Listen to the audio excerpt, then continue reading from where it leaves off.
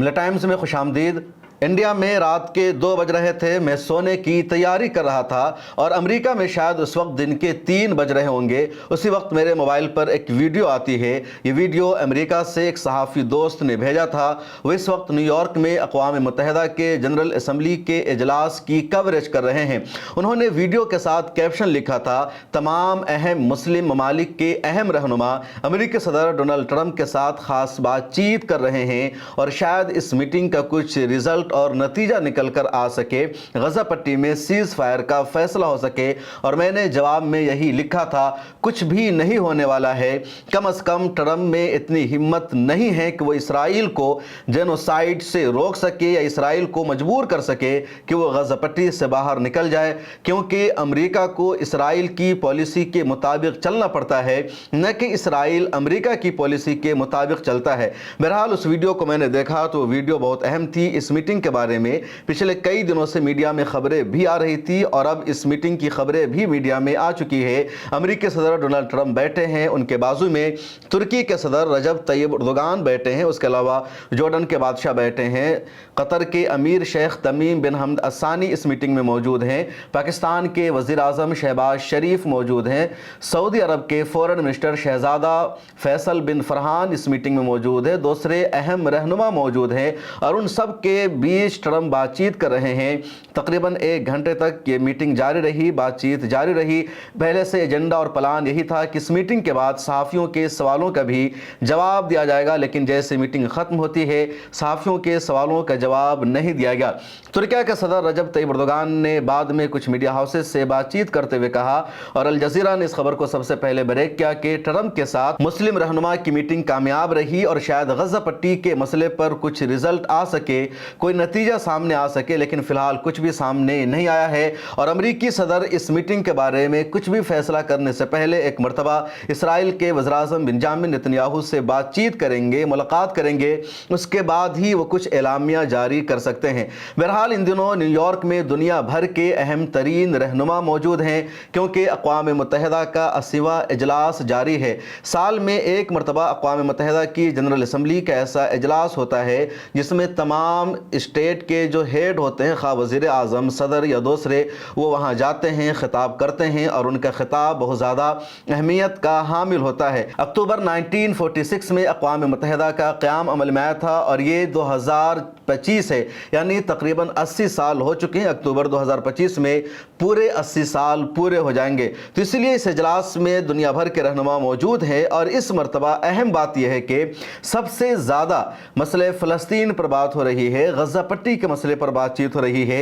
पिछले 80 सालों में अक़वाम मुत्तहिदा की जनरल असम्बली के डिबेट में जिन रहनुमाओं ने कभी भी फ़लस्तीन का नाम नहीं लिया या जिन लोगों ने सिर्फ इसराइल की हिमायत की थी, अब वो लोग भी मसले फ़लस्तीन पर बात कर रहे हैं। फ़लस्तीन को मजलूम और इसराइल को जालिम स्टेट करार दे रहे हैं। Israel is committing genocide in Gaza. Just last week, the United Nations Independent International Commission of Inquiry found that Israel is responsible for the commission of genocide in Gaza.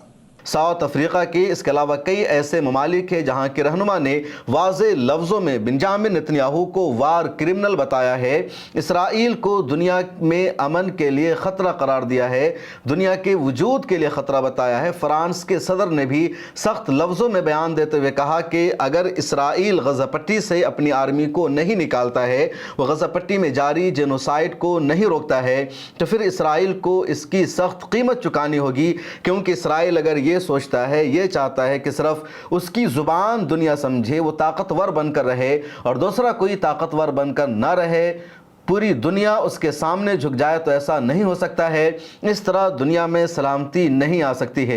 अमीर Qatar Sheikh Tamim बिन हमद असानी ने भी अक़वाम मुत्तहिदा की general assembly के इजलास में अपने खिताब के दौरान इसराइल को दहशतगर्द स्टेट कहा, दहशतगर्द रियासत कहा और कहा कि इसराइल दुनिया के लिए ख़तरा बन चुका है, हम उसे अपने यहाँ जगह देते हैं। सीज़ फायर पर बातचीत करने के लिए हमने इसराइल को बुलाया, अपने मुल्क का वीज़ा दिया, उसकी ज़ियाफ़त की اور اسی اسرائیل نے ہمارے یہاں آ کر ہم پر حملہ کی منصوبہ بندی کی ہے جو سب سے زیادہ شرمناک ہے۔ ترکیہ کا صدر رجب طیب اردوغان نے اپنے خطاب کے دوران باضابطہ غزہ پٹی کے معصوم بچوں کی تصویریں دکھائی۔ اپنے ہاتھ میں انہوں نے پمفلٹ لے رکھا تھا اور بتایا کہ دیکھو اسرائیل کس طرح غزہ پٹی میں جنوسائیڈ کر رہا ہے، قتل عام کر رہا ہے، اور اس کو کیوں نہیں روکا جا رہا ہے۔ انڈونیشیا کے صدر نے اپنے خطاب میں کہا کہ ہمیں غزہ پٹی میں آرمی بھیجنے کی ضرورت ہے، اور انہوں نے کہا انڈونیشیا 20,000 آرمی کو غزہ پٹی میں بھیجے گا تاکہ وہاں پیس قائم کیا جا سکے، امن قائم کیا جا سکے۔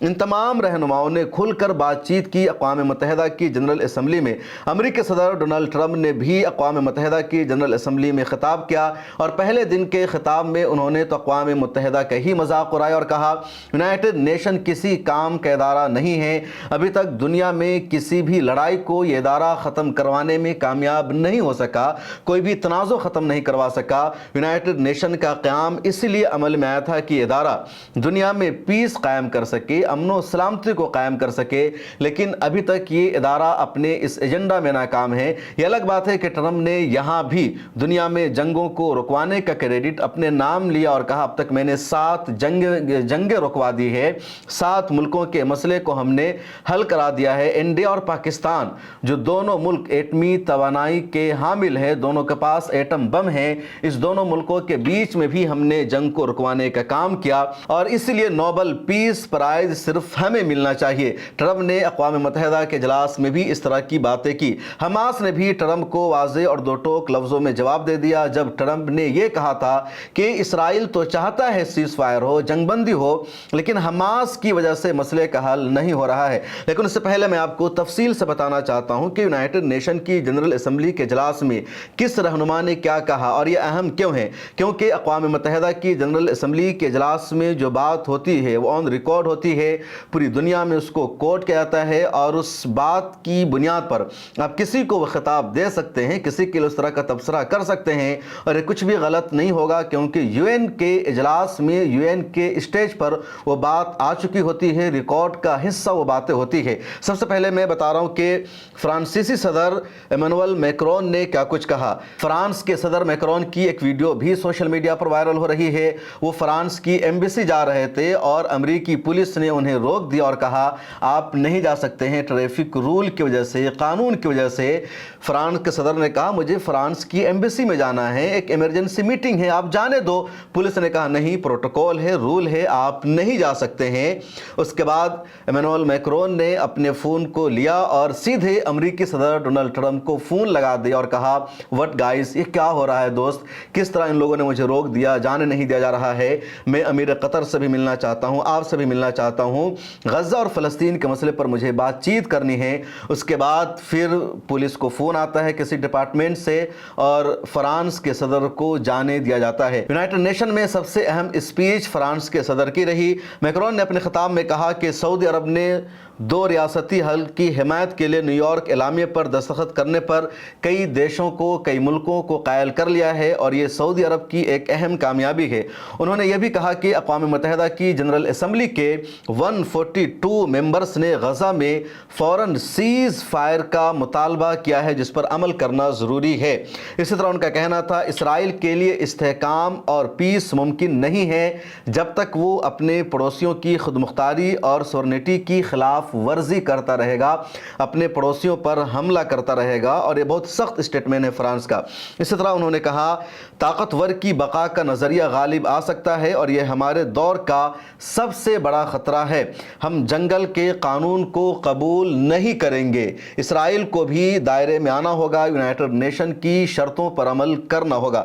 میکرون نے بھی کہا کہ عالمی انصاف کے اداروں کے فیصلے کے احترام پر ہمیں زور دینا ہوگا، اور سلامتی کونسل کی جو توسیع ہے اور اس کی جو اصلاح ہے خاص طور پر افریقی ممالک کے حق میں، اس کے لیے جو پروپوزل سامنے آیا ہے اس پر عمل کرنا ہوگا۔ ایران کے حوالے سے بھی فرانس کے صدر نے کہا کہ ایران کو چاہیے کہ وہ انٹرنیشنل اٹامک انرجی ایجنسی کو سپورٹ کرے، اس کو تعاون کرے، اس کے ساتھ بات چیت جاری رکھے، ورنہ اقوام متحدہ کو ایران پر پابندیاں لگانی ہوگی۔ چلی کے صدر نے سب سے اہم بیان دیا۔ چلی کے صدر ہے گیبریل بورک۔ انہوں نے یونائٹڈ نیشن کے جنرل اسمبلی سے خطاب کرتے ہوئے کہا کہ اسرائیل غزہ پٹی میں جو کچھ کر رہا ہے وہ ہولوکاسٹ ہے، وہ جینوسائیڈ ہے، اور نتنیاہو سمیت تمام ذمہ داروں کو، اسرائیل کے تمام منسٹر کو انٹرنیشنل عالمی عدالت میں پیش کیا جانا چاہیے، بین الاقوامی عدالت میں انہیں مجرم قرار دیا جانا چاہیے۔ انڈونیشیا کے صدر نے خطاب کرتے ہوئے اعلان کیا کہ وہ غزہ میں امن اور پیس قائم کرنے کے لیے اور وہاں جاری جینوسائیڈ کو روکنے کے لیے 20,000 آرمی کو تعینات کرنے کے لیے بھیجنے کے لیے تیار ہیں۔ جنوبی افریقہ کے صدر نے کہا کہ اسرائیل جو کچھ غزہ پٹی میں کر رہا ہے وہ جینوسائیڈ ہے، قتل عام ہے، اور انٹرنیشنل کورٹ کو فوراً مداخلت کرنی چاہیے، اس پر روک لگانا چاہیے۔ پرتگال کے وزیر اعظم انتونیو کوسٹا نے اپنے خطاب میں کہا، ہم نے دنیا کی سب سے طاقتور قوت کا انتظار کیا، لیکن کیا ہمیں بدلے میں جنگ بندی ملی؟ ہم نے ہولوکاسٹ، روانڈا اور سربرینسٹا کی نسل کشی کو، جینوسائیڈ کو نہیں روکا، لیکن اب غزہ پٹی میں جو جینوسائیڈ ہو رہی ہے اسے ہمیں روکنا ہوگا۔ سلوانیا کے نائب وزیر اعظم نے کہا کہ غزہ پٹی کے مسئلے پر عالمی برادری کی، انٹرنیشنل کمیونٹی کی ناکامی واضح لفظوں میں سامنے آ گئی ہے اور انٹرنیشنل کمیونٹی ناکام ہو چکی ہے۔ غزہ پٹی اس کی واضح مثال ہے۔ اٹلی کے وزیر اعظم جارجیا میلونی نے اپنے خطاب میں کہا کہ اٹلی بھی فلسطین کو ایک آزاد اسٹیٹ کے طور پر ریکگنائز کرے گا، تسلیم کرے گا، لیکن اس کی ایک شرط یہ ہے کہ جب سیز فائر ہو جائے گا اور تمام ہوسٹیج اسرائیل کو واپس چلے جائیں گے، یعنی حماس جب تمام اسرائیلی قیدیوں کو رہا کر دے گا، اس وقت اس کے بعد اٹلی بھی فلسطین کو ایک آزاد اسٹیٹ کے طور پر ریکگنائز کر لے گا۔ نیشن کے اجلاس میں شیخ تمیم بن حمد الثانی کا خطاب بھی بہت اہم رہا، اور ان کی تقریر کا جو اہم نکات ہے، جو امپورٹنٹ پوائنٹ اس میں یہ ہے کہ انہوں نے اسرائیل کو بدمعاش اور دہشت گرد اسٹیٹ قرار دیا اور کہا 9 ستمبر کو دوحہ میں حماس کے مذاکراتی وفد پر حملہ کر کے اسرائیل نے ایک پیغام دیا کہ وہ سیاسی قاتل ہے، جو حملہ تھا وہ پولیٹیکل مرڈر تھا اور اس کو برداشت نہیں کیا جائے گا۔ قطر کے امیر نے آگے یہ بھی کہا کہ وہ ہمارے ملک میں آتے ہیں اور ہمارے یہاں بمباری کرنے کی منصوبہ بندی کرتے ہیں، اس کی پلاننگ کرتے ہیں۔ اسرائیل کا قطر پر حملہ ایک ٹیررسٹ اسٹیٹ اٹیک تھا۔ اسرائیل نے ان سیاستدانوں کو قتل کرنے کی کوشش کی جو غزہ جنگ روکنے پر غور کر رہے تھے، بات چیت کر رہے تھے۔ ایسے اسرائیل کے ساتھ کام کرنا مشکل ہے جو انسانی اصولوں کی عزت نہیں کرتا، جو ہیومن رائٹس کے اقدار کی پامالی کرتا ہے۔ کہ بدمعاش حکومت کی تعریف نہیں ہے؟ امیر قطر کا سیدھا سوال تھا۔ اردن کے بادشاہ عبداللہ دوم نے اپنے خطاب میں کہا کہ غزہ کی جنگ اقوام متحدہ کی تاریخ کا سب سے تاریک باب ہے اور ابھی تک UN اس جنگ کو نہیں روک سکا۔ ترکیہ کا صدر رجب طیب اردوغان نے اسرائیل کے جنگی جرائم کی مذمت کی، بنجامن نتنیاہو کو وار کرمنل کہا اور صاف لفظوں میں انہوں نے بتایا کہ اسرائیل نے 20,000 سے زائد بچوں کو اب تک قتل کیا ہے، بھوک کو ہتھیار بنایا ہے، ہسپتال کو اس نے نشانہ بنایا ہے، صحافیوں کو قتل کیا ہے، اور انہوں نے اس صورتحال کو انسانیت کا تاریک ترین لمحہ قرار دیا۔ اقوام متحدہ کو تنقید کا نشانہ بنایا اور کہا یونائٹڈ نیشن اپنے عملے کو، اپنے سٹاف کو، اپنے ورکر کو بھی اسرائیل کے حملے سے بچانے میں ناکام رہا اور UN اس کے بدلے میں اسرائیل کے خلاف کوئی بھی ایکشن نہیں لے سکا۔ اسرائیل نے UN کے سٹاف کو مارا، ورکرز کو مارا، ذمہ داروں کو مارا جو وہاں ہیومن رائٹس کے طور پر کام کر رہے تھے، امدادی سامانوں کی تقسیم کر رہے تھے۔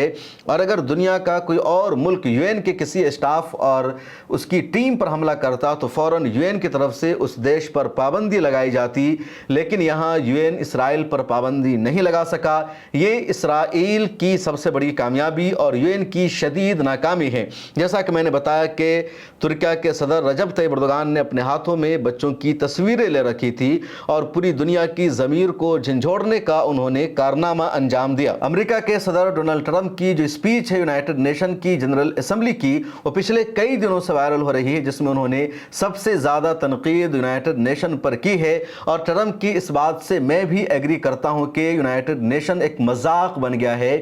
یہ ادارہ ان دیشوں کا کھلونا بن گیا ہے، ان دیشوں کے ہاتھ میں کھیلتا ہے جن کے پاس ویٹو پاور ہے، اور جن دیشوں کے پاس ویٹو پاور نہیں ہے ان کے ہاتھوں میں کچھ بھی نہیں ہے۔ یہ ادارہ ادارہ پوری طرح امریکہ کا غلام ہے۔ یہ الگ بات ہے کہ امریکہ اس ادارہ پر حاوی ہے، امریکہ جو چاہتا ہے وہی یونائٹڈ نیشن کو کرنا پڑتا ہے، اس لیے یو این کی کوئی ویلو نہیں۔ اس وقت بھی پوری دنیا کے نظام کو امریکہ اپنی مرضی کے مطابق چلانا چاہتا ہے۔ یہ الگ بات ہے کہ فرانس، انگلینڈ جیسے ممالک اب مسئلہ فلسطین پر، غزہ پر امریکی پالیسی سے الگ راستہ اختیار کر چکے ہیں اور امریکہ دنیا میں اس وقت تنہا ہو چکا ہے۔ ٹرمپ نے اپنی اسپیچ میں یہ بھی کہا کہ سیز فائر اور جنگ بندی کے لیے جو بھی پروپوزل سامنے آیا تو اس کو حماس نے ریجیکٹ کیا۔ اسی طرح ٹرمپ نے یہ بھی کہا کہ فلسطین کو ایک اسٹیٹ کے طور پر تسلیم کرنا حماس کو انعام دینے کے مترادف ہے۔ ایران کے سینئر رہنماؤں کو ختم کرنا میری بڑی کامیابی ہے اور ایران کو قابو میں رکھنا میری اولین ترجیح ہے۔ میں دنیا کا وہ رہنما ہوں جو دہشت گردی ختم کرنے کے لیے پرعزم ہے۔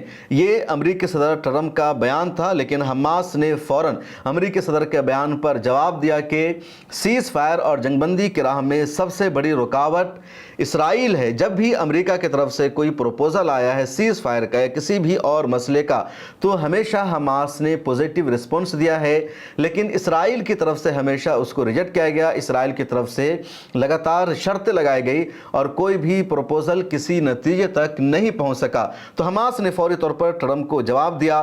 اب دیکھنا یہ ہے کہ ٹرمپ آگے کیا کرتے ہیں۔ مسلم رہنما جو ہیں ان کے ساتھ امریکی صدر ڈونلڈ ٹرمپ کی ملاقات ہو چکی ہے۔ اسرائیل کے پرائم منسٹر بنجامن نتنیاہو سے بھی ملاقات ہونے والی ہے، لیکن غزہ پٹی میں جاری سیز فائر کے لیے فی الحال کوئی بھی فیصلہ نہیں ہو سکا ہے۔ اور اگر اس مرتبہ بھی یعنی یونائٹڈ نیشن کا یہ جو 80واں اجلاس ہے، اس اجلاس میں دنیا بھر کے رہنما موجود ہیں۔ 29 ستمبر تک یہ اجلاس جاری رہے گا جو 23 ستمبر سے شروع ہو چکا ہے، اور اگر اس اجلاس کے دوران بھی غزہ پٹی پر اسرائیل کا حملہ بند نہیں ہوتا ہے، سیز فائر کا فیصلہ نہیں ہو پاتا ہے، تو پھر پوری دنیا کو سمجھ لینا چاہیے کہ جس کی لاٹھی اس کی بھینس، یعنی دنیا میں جنگل راج قائم ہے اور یونائٹڈ نیشن کی کوئی ویلو نہیں، اس کی کوئی حیثیت نہیں۔ محض یہ ادارہ بھی ویسا ہی ہے جس طرح اسلامی تعاون تنظیم ہے، یعنی OIC کے بارے میں ہم ہمیشہ بولتے ہیں، بات چیت کرتے ہیں کہ 57 مسلم دیشوں کی تنظیم ہے OIC، جہاں دنیا بھر کے مسلم ممالک کے رہنما اکٹھے ہوتے ہیں۔ سال میں ان کا سربراہی اجلاس ہوتا ہے، فورن منسٹرز کا اجلاس ہوتا ہے، اور ہر معاملے پر وہ صرف مذمتی بیان جاری کرتے ہیں، اور اس لیے مذاق اڑایا جاتا ہے کہ OIC کس کام کے لیے؟ نشستن، گفتن، برخاستن، یعنی بیٹھنا، بات چیت کرنا اور اٹھ جانا، اس کے علاوہ OIC کا کوئی کام نہیں رہ گیا ہے۔ لیکن اگر یونائٹڈ نیشن کے اس اجلاس سے کوئی بھی فیصلہ نکل کر سامنے نہیں آ پاتا ہے تو مطلب یہ ادارہ بھی OIC جیسا ہے، اس کی بھی دنیا میں کوئی ویلو نہیں رہ گئی ہے، کیونکہ امریکہ کے نظام کے مطابق یہ ادارہ چلنے لگا ہے۔ اس ویڈیو میں اتنا ہی کہ آپ کو امید ہے کہ اقوام متحدہ کی جنرل اسمبلی کا یہ اجلاس کوئی رزلٹ لے کر آئے گا، یا اجلاس بھی پہلے کی طرح ایک علامتی اجلاس ثابت ہوگا اور غزہ پٹی میں سیز فائر کا فیصلہ نہیں ہو پائے گا۔ مجھے دیجیے اجازت، ملت ٹائمز کو سبسکرائب کر لیجیے۔ اللہ حافظ۔